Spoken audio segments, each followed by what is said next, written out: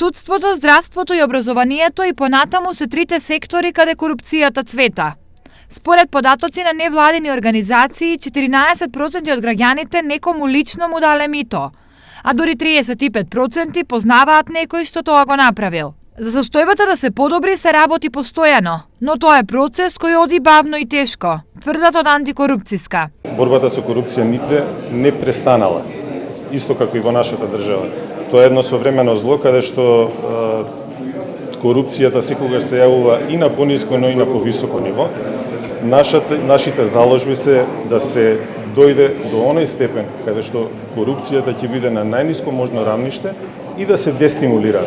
Со цел процесот да се спроведе побрзо, Македонија бара помош и учи и од поразвиените европски држави. As Italy, together with the European Commission and the other countries of the Berlin process, we can... Ние како Италија заедно со Европската комисија и другите земји вклучени во Берлинскиот процес даваме многу силна помош за земјите од Западен Балкан.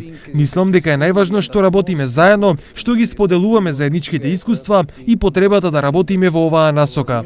Expectations and our mutual needs and to work in this direction.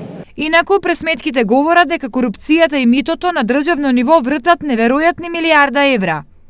По оваа логика, сумата која завршува како мито во регионот е некаде околу 80 милиони евра, што е еквивалент на 3 годишни буџети на сите општини од регионот заедно.